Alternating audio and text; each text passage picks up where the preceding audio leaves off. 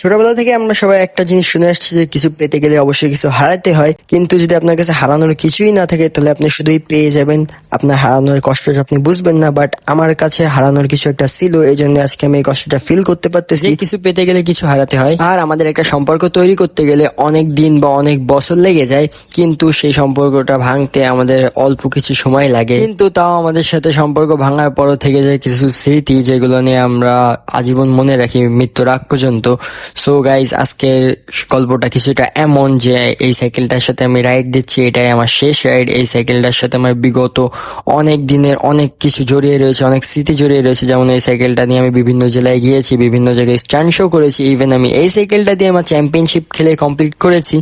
So আজকে এই সাইকেলটাকে good bye বলার দিন চলে আসলে। আমি ভিডিও শুরুতেই বলেছিলাম যে কিছু পেতে গেলে অবশ্যই কিছু হারাতে হয়। সো আমি নতুন কিছু পাচ্ছি, এর থেকে ভালো কিন্তু আমাকে এই জিনিসটা হারাতে হচ্ছে। কিন্তু এই কষ্ট ধরে রাখা যাবে না, এই কষ্ট ভুলে আমার সামনের দিক এগিয়ে যেতে হবে, তবে আমি লাইফে সাকসেস হতে পারবো। এই জন্য আমি সকল দুঃখ, সকল কষ্ট, সকল স্মৃতিকে এক পাশে ফেলে রেখে আমি চলে এলাম আমার নতুন সাইকেলটা বিল্ড করতে এবং নতুন জীবন শুরু করতে এই সাইকেলটাকে নিয়ে। তো আসসালামু আলাইকুম everyone, welcome back to my brand new video. So guys, আজকের ভিডিওটা হচ্ছে আমার নতুন যে ফ্রেমটা কিনছিলাম কিছুদিন আগে। আপনারা হয়তো অনেকে জানেন, অনেকে কমেন্টে বলতেছিলেন যে কবে সাইকেলটা বিল্ড করবেন, কবে সাইকেলটা বিল্ড করবেন। সো আজকে এই দিনটা চলে এলো যে আমি আমার নতুন সাইকেলটা বিল্ড করতে চলে এলাম। সো সকাল সকাল আমি দোকানে চলে আসলাম, দোকানে এসে দেখি দোকানটা অনেক ফাঁকা, এই জন্য আমি বললাম যে আমার সাইকেলটা তাহলে কাজটা আগে আপনি ধরেন। সো আমি সকাল সকাল বলতে আমি আসছিলাম 10:30টার সময় এমন। সো এসে আমি ফার্স্টে আমার সাইকেলটা দিলাম, দিয়ে বললাম যে আমার এই সাইকেলটার ফ্রেমটা খুলে রাখেন, আর আমি ওই ফ্রেমটা বাসা থেকে নিয়ে আসতেছি।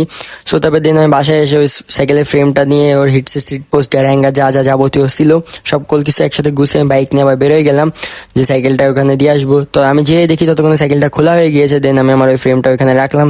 সো সে একটু কাজ ধরছিল, এই জন্য আমার সাইকেলের দুইটা ফ্রেম একসাথে রেখে একটা ভিডিও নিলাম।